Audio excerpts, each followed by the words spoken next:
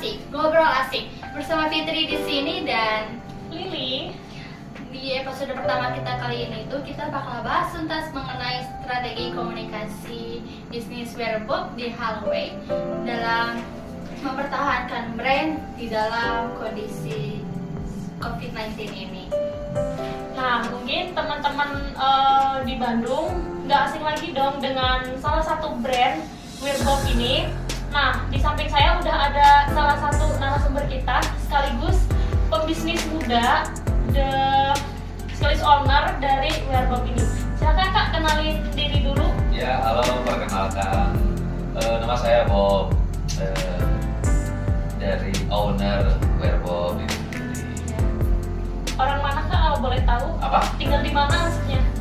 Kalau tinggal dari kecil di Setiabudi, Ligerlong, tapi sekarang karena baru hampir 1 tahun menikah, jadi di Jalaprang mencoba. Jalaprang tuh di Ya. Cimahi. Ini di Jalaprang, di Jalan Suci. Oh, Suci. Iya. Oh, deket ya, Bun. Kak udah nikah? Baru hampir setahun. Kok nggak kelihatan ya? Oh, udah kelihatan nikah ya, Bang. Nggak kelihatan loh, kayak masih seumuran kita gitu. Masih muda, guys. Emang bisnis termuda di Kota Bandung ya. Pebisnis muda kan ini judulnya juga. Ini Kak, aku mau nanya nih.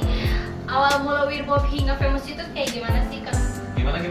Awal mula Wearbob kakak ini, bisnis kakak ini bisa jadi terkenal gitu gimana sih, Kak? Terkenal ya. Ya. Kalau terkenal si wearable di segmennya tersendiri, tapi kalau si brandnya sendiri udah berjalan 5 tahun, 6 tahun berarti Oh, sekarang. udah jalan 6 tahun. Oh, udah Jadi, lama juga. tapi baru punya toko 3 tahun lah. Oh, asalnya belum toko, sistem Belum. online. 3 tahun online aja di rumah karena nyewa toko juga di Bandung lumayan mahal. Jadi Oh. udahlah fokus, yang penting barangnya muter buat kejual gitu. Jadi baru sekarang di 2018 punya toko-tokoan kecil di The Hallway, Kosambi. Kosambi ya. Nah. Iya. Sekarang Kosambi itu bukan cuma jual makanan doang gitu kan, biasanya kan jual makanan kayak keripik, roti bakar Taraweh, gitu. Iya. Seragam ya. Sekarang mah jadi kayak keren gitu ya, kayak buat tempat nongkrong, hype bis gitu ya. Ya jadi lumayan lah. Selain bikin toko juga bikin ruang kreatif atau ruang UMKM. Jadi biar teman-teman yang punya brand bisa bergerak bersama karena di pandemi kan lumayan jualan pasti pada menurun ya. Iya. Jadi kita bareng-bareng lah yuk. Bagaimana caranya biar jualannya lancar gitu. Kak, kalau nama wearable itu sendiri itu terinspirasi dari kakak sendiri, ada dorongan dari teman gitu Kak? Nama wearable itu muncul setelah hampir beberapa bulan nyari nama susah banget. Jadi apa ya biar mengimplementasikan bahwa ini brand itu cocok sama si ownernya gitu kan. Jadi kalau ini mah memang punya si Bob gitu. Jadi Oh.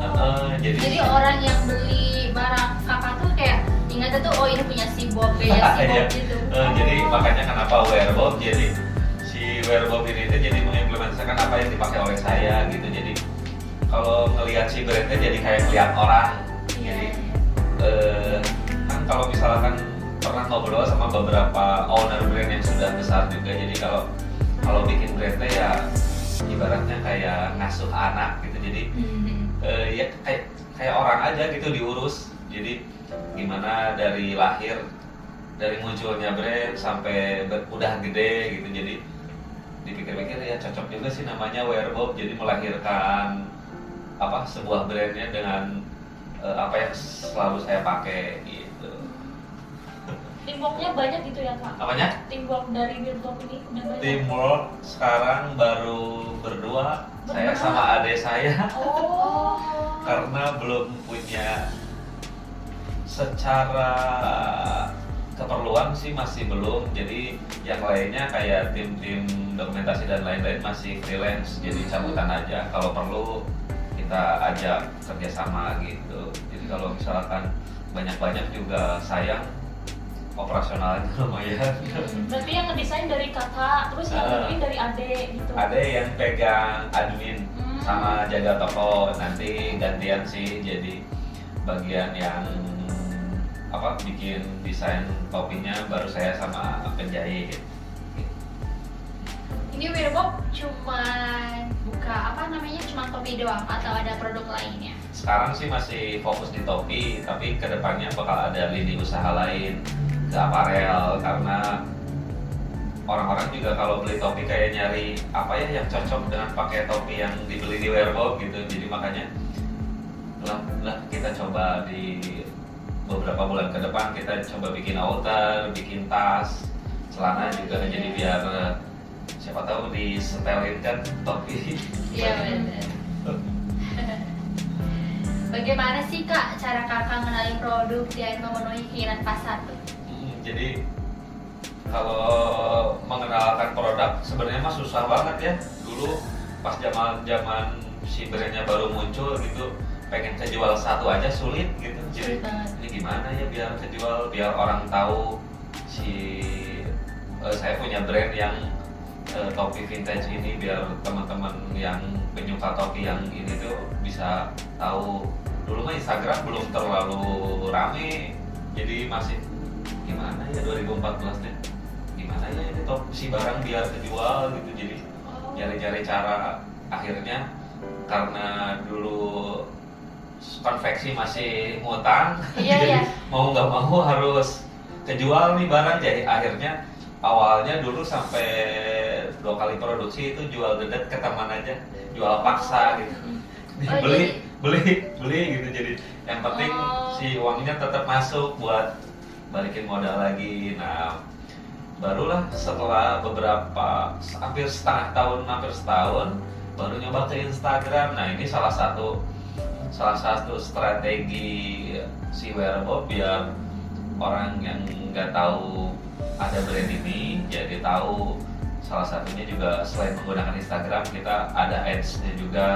Jadi per bulan kita budgetin promo branding, terus ada pokoknya porsi promo marketing itu lebih besar dari konveksi harga buat.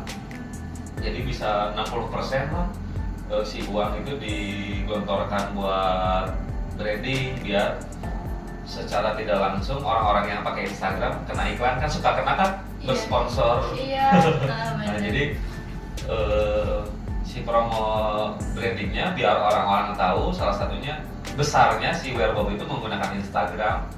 Nah baru di 2018an nyobain pakai Bukalapak. Boleh nyebutin? Boleh. Nggak apa-apa. Ke Bukalapak, terus ke sekarang di Tokopedia. Jadi Tokopedia juga ada ads-nya. Nah kita cobain pakai dulu yang paling bawah lah. Ads-nya cuma 25.000 sehari dan itu ngaruh banget ke penjualan. Jadi orang-orang tahu gitu, oh di Tokopedia ini ada produk ini. Sedangkan di Instagram juga udah follower lah, udah lumayan. Dengan kita ads juga pasti naik terus gitu. Tapi udah ini Kak, pakai apa namanya? Pakai endorse. Kalau endorse alhamdulillahnya belum pernah ada yang bayar. Itu yang pakainya udah lumayan nih. Dari dulu nyobain endorse itu Danang Darto Dokumen, tahu? Siapa? Danang Darto. Tahu Danang. Nah ini salah satu strategi branding si Wirebob juga. Jadi kita komunikasinya lebih ke personal, jadi nggak ke brand ke artis. Kalau brand ke artis kan bayar. Iya. Kan mau endorse, sekali upload sekian juta. Nah kalau si Wirebob saya sendiri yang nge-DM, jadi nyobain DM. Kakak langsung ke Danang sama Danang? Ke Danang dulu awalnya, jadi kayak Mas Danang kenalin, saya punya brand, saya lagi merintis brand, ini brand saya melihat Mas Danang di dokumen pakai topi ini tuh cocok banget. Kalau mau dan berkenan, Mas Danang boleh pilih nih katalognya, pilih aja. Udah gitu akhirnya milih satu, terus saya tawarin aja, Mas kenapa cuma satu, kalau mau yang lain boleh. Emang boleh berapa? Boleh berapa aja. Karena untuk komunikasi dengan artis tuh kadang susah ya, kadang bayar gitu. Nah ini untuknya bisa komunikasi dengan mudah gitu. Akhirnya saya kirim produknya, Mas Danang suka. Tadinya Mas Danang dulu belum ke yang lainnya. Dia coba pakai ke dokumen. Nah, Oh, kayaknya iya deh pernah lihat yang kayak bentuknya tuh yang kayak topi pelukis Ah, oh iya, iya benar. iya. Nah, jadi si anak-anaknya ditawarin, mau nggak pakai topi ini? Nah, anak-anaknya mau. Besoknya Mas Danang nge-DM, bro, minta nomor telepon, gua mau telepon. Dia dikasih sama Bob, udah gitu dia telepon. Lu mau nggak si Wearbob dipakai satu segmen di The Comment? Wah, Wah, kan itu promo gratis ya di TV, satu episode. Akhirnya dikirim aja, ternyata nggak cuma Danang Darto, ada Yuki Kato sama Wah. bandnya. Teman-temannya juga. Jadi full Keren, full keren. band 6 orang sama Danang Darto di 9 orang. Saya kirim ke topi 9, akhirnya dipakai satu episode. keren banget. Merintisnya dari bawah banget langsung Langsung meledak up. ya, dan dari yang pertamanya cara komunikasinya dengan melalui teman ke teman di Instagram, dari Instagram langsung ke artis, dan artisnya pun langsung komunikasinya secara personal. Kan biasanya lewat manajer gitu kan, ini mah Kita langsung. Nah. Dan dari langsung dikasih ke Netizen publik juga. gitu, ke netizen. Hebat sih, keren. Jadi untungnya si Mas Danang itu kayak menawarkan, saya nggak bisa hard selling, tapi saya bisa bantuin promo, katanya gitu. Alhamdulillah. Nah, dari situ Keren. aja berpikir bahwa kalau artisnya yang baik mah pasti dia bakal balas DM gitu. Akhirnya coba-coba aja Ternyata. ke vokalisnya Bulu Super Glenn, terus ke vokalisnya The Upstyle, tau nggak? Enggak. Jimmy Multazam. Oh, nggak keangkatannya. Udah. Udah senior lah, udah legend. Malah Hmm. sekarang sering dipakai sama ada vlognya Jimmy dan Malau. Itu musisi-musisi legend lah kalau menurut saya, Iya. karena mereka udah berjalan dari tahun 90-an dan mereka tuh udah, wah, gue suka banget topi lu, jadi pakai aja terus, pakai di semua podcastnya pakai Wearbob. Berarti udah terkenal banget itu. Gila. Terkenal di segmennya. Oh, segmennya. Tapi udah sampai kalangan artis juga ya yang make, keren banget. Gitu. Jadi secara promo mengkomunikasikan Wearbob ke masyarakat itu ya dengan banyak cara ya. Iya. Bisa ke teman-teman, Iya. bisa Instagram menggunakan ads, bisa marketplace dan endorse. Nah, gitu. Nah, Kak, semenjak kan ini apa? Semenjak pandemi ini shifting dari model pembelanjaan offline terus pindah ke online. Itu ada nggak sih Kak penurunan omset tuh dari penjualan yang dari Biasanya. apa? Atau dari offline. Yang Dari dari online, offline, offline ke Dari online. offline Ke ke online. online. Iya. Kalau penurunan mah sangat menurun ya, karena Iya. pas Ramadan itu kan COVID kayak mulai nggak kedenger tuh Iya. kemarin. Malah pengunjung di hallway aja sesuai dengan checker, yang terceker aja itu ada 25.000 orang dalam 1 bulan Ramadan. Kena COVID. Enggak, Oh. yang datang Oh, yang enggak. pengunjung. Kebayang nggak kalau satu orang dia beli satu produk Lumayan. dari 25.000 orang itu, kan itu brandnya ada banyak ya. Nah, Iya. kebetulan saya kan paling depan nih, jadi orang pasti kalau naik Lewatnya Kak Wearbob dulu. lihat dulu nih, Wearbob nih. ini Wearbob. Tapi pasti balik ke tokonya nanti pulangnya. Iya. Jadi pas masuk Wearbob, pulang juga Wearbob.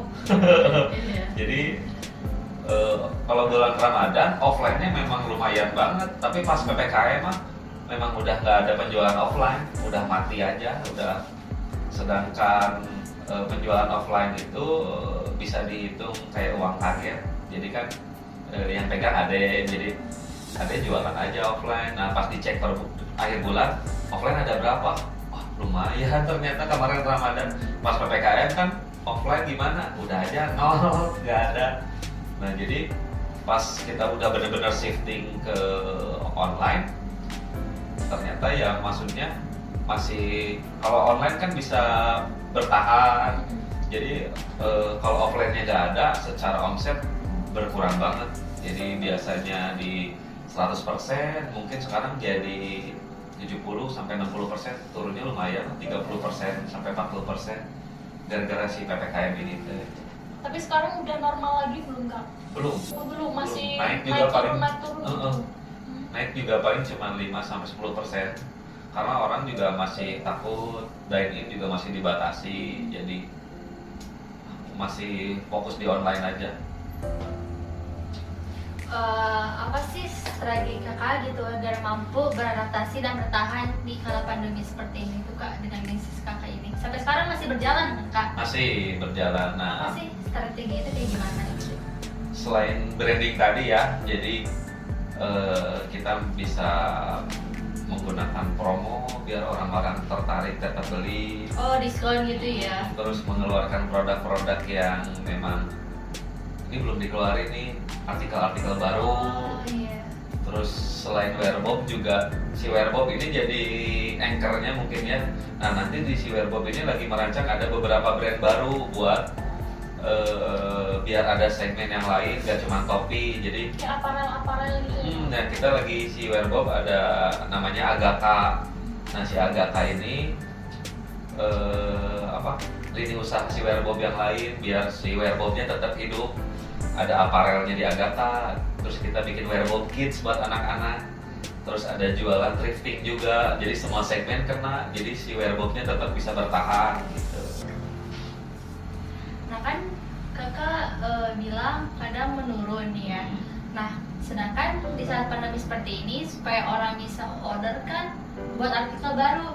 Nah otomatis kan butuh modal. Nah modal kakak tuh dari mana? Apa dari Werebob aja atau kakak ada sampingan lain? Ya, itu menarik sih. Jadi memang beberapa tahun terakhir kadang suka kalau misalkan ada bulan-bulan sepi, nah itu suka bingung buat uang produksi selanjutnya kan ya. Jadi nah ini uangnya gimana? Nah tapi setelah pas dari pandemi awal PSBB itu si Werebob udah nyoba nahan buat tidak terlalu jor-joran secara produksi, jadi save money dari awal PSBB. Jadi tiap bulan kita nge-save uang tuh, save uang. Jadi pas kemarin PPKM harus ngeluarin artikel baru, jadi konveksi juga harus dibayar. Nah akhirnya untungnya si Werebob punya simpanan uang dari penghasilan dari beberapa bulan pas saat PSBB gitu.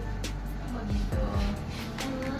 Kak, terus kondisi keuntungan dan kerugian saat pandemi itu gimana kak? Kan banyak gitu yang mengeluh para pebisnis. Nah, keuntungan dan kerugian ya. Iya. Kalau sebenarnya ada orang yang untung di pandemi ini, malah ada orang yang juga rugi. Nah kalau si Werebob ini untungnya rugi tapi nggak rugi-rugi banget gitu, jadi tapi masih bisa bertahan. Cuma paling turun berapa persen doang gitu ya? Jadi kalau secara penjualan memang turun gede sih di 30-40%-an dari biasa. Kalau Werebob ya, tapi ada beberapa brand malah yang di pandemi kan naik juga gitu. Contohnya si Werebob kan lagi bikin lini usaha baru. Nah si uangnya kita save. Nah kita tuh lagi mau buka toko di Tasik. Pas baru buka, pas PPKM.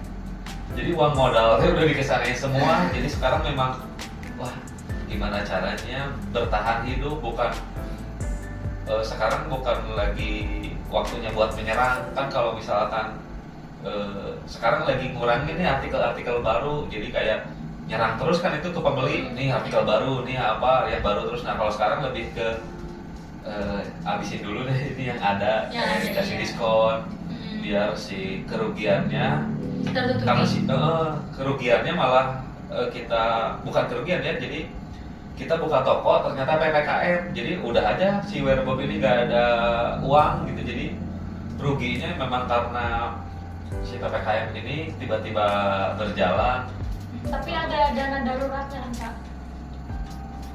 Dana daruratnya dari penjualan tiap bulan. Berarti diputerin lagi gitu, Diputerin Kak? terus untuk sekarang. Jadi memang si Werebob ini lagi gimana caranya biar bertahan. Yang penting mah bertahan. Jangan sampai si Werebob ini malah mati gitu pas PPKM. Jadi yang penting kita bertahan walaupun si penghasilannya menurun. Pokoknya tetap sabar, Iya, iya.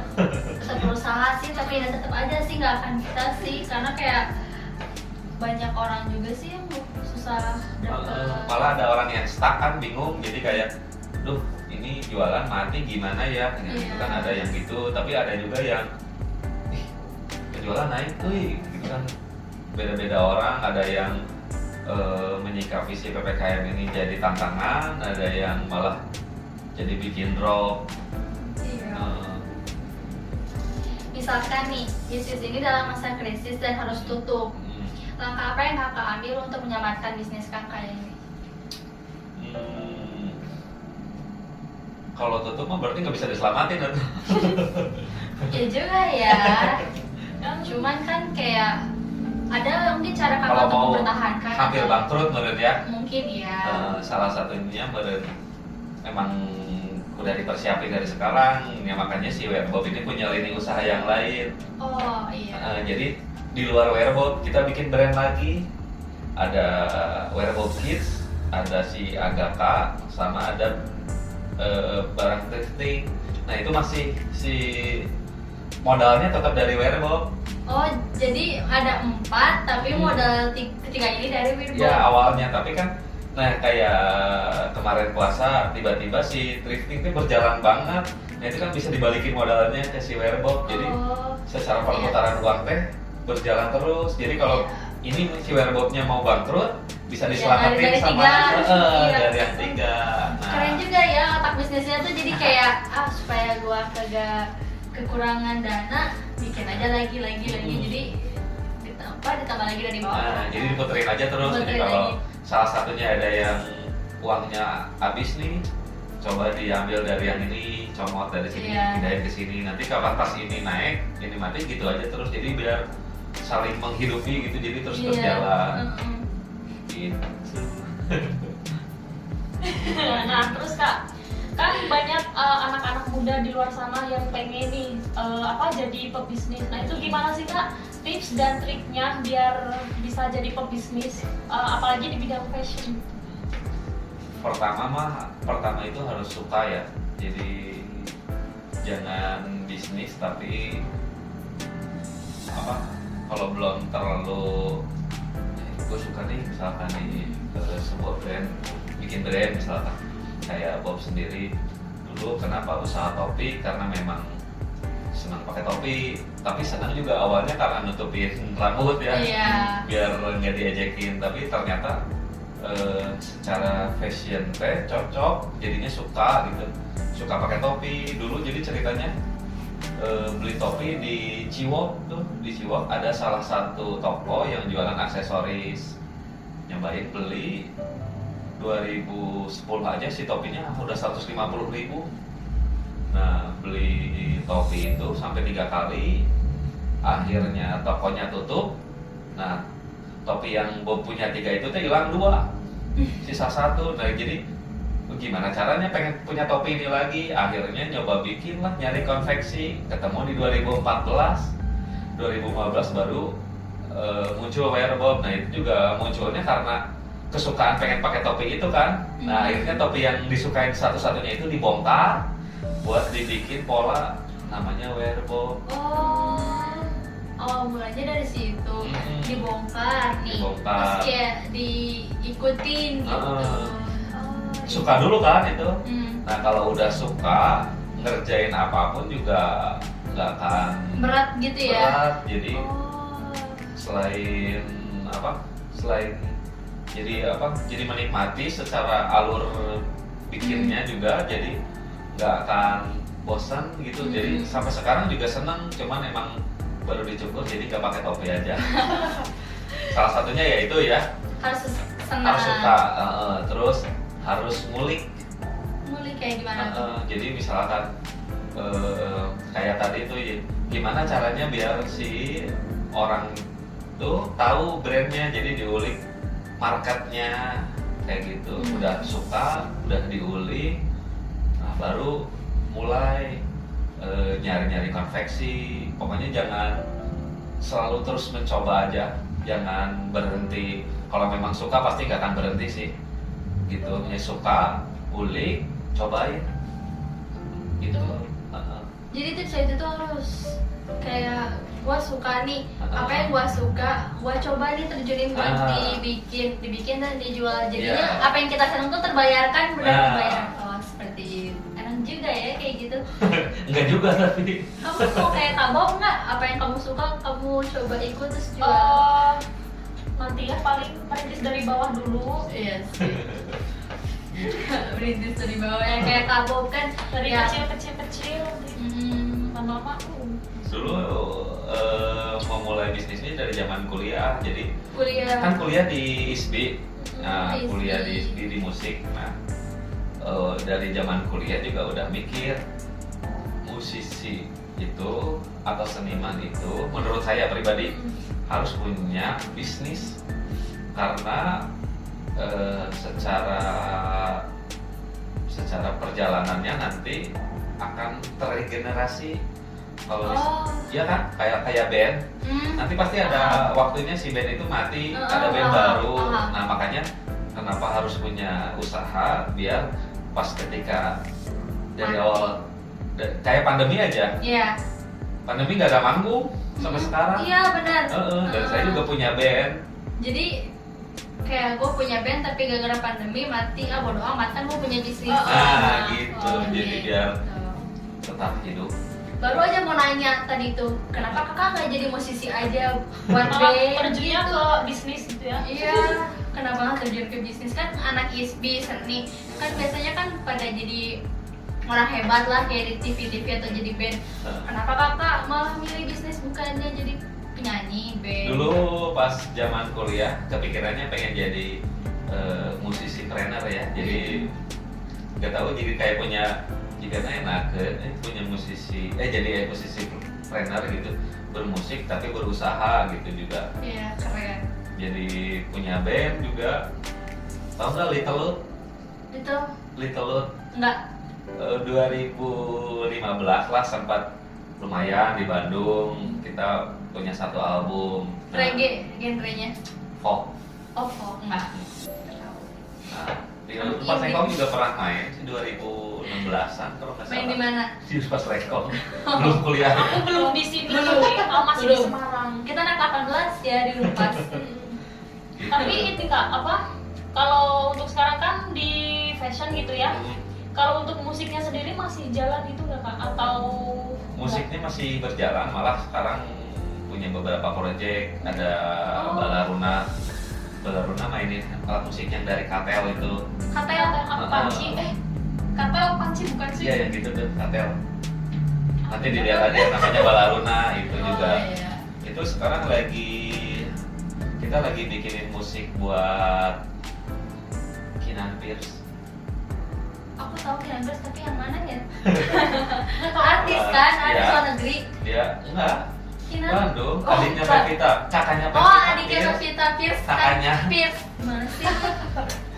Gitu. Jadi lagi bikin soundtrack buat dokumenternya. Jadi secara proyek mah berjalan. Di Telut juga habis recording. Jadi mungkin setelah pandemi kita cari panggung lagi. Jadi bisnisnya berjalan, musiknya juga berjalan. Nah, itu dia tips dan trik dari Kak Bob tuh ya. Kalau buat kalian mau buka bisnis di kala pandemi kayak gini tuh harus sesuai apa yang kalian suka kayak Kak Bob gitu. Biar bisa berjalan dengan baik gitu ya Kak ya. Jadi kalau kalian lagi gabut kayak gini, pengen punya uang nih buat main kan lumayan, buka bisnis kecil-kecilan aja dulu kali ya. Yang penting dicoba dulu. Iya, Kan biar tahu kalau udah dicoba, oh ternyata nggak cocok, bisa cobain lagi yang lain. Iya, kayak gitu harus banyak coba ya Kak ya, lumayan juga. Coba-coba dapat uang kayak Kak Bob. Jadinya kan keren, bisa langsung dipromosi sama artis gitu. Nah, jadi sangat luar biasa sekali ya Kak Bob ini di usianya yang masih muda ini, dia sudah sukses menjadi pebisnis muda. Nah, kalau kalian ingin jadi pebisnis muda, kita harus siap mental terutama, terus modal dan berani mengambil resiko. Yang tentunya itu resiko kayak nggak takut jatuh gitu sih. Kalau orang yang takut jatuh gitu bakal pasti udahlah malas gua nggak Jangan bisa takut kembang. rugi. intinya niat lah dan berusaha. Nah terus semoga dengan adanya podcast ini dapat menambah ilmu dan wawasan untuk anak muda semua yang ingin memulai usaha. Terima kasih sudah menonton podcast Ngobrol Asik ini. Ya. Dan nantikan episode selanjutnya ya. Bye-bye. See you.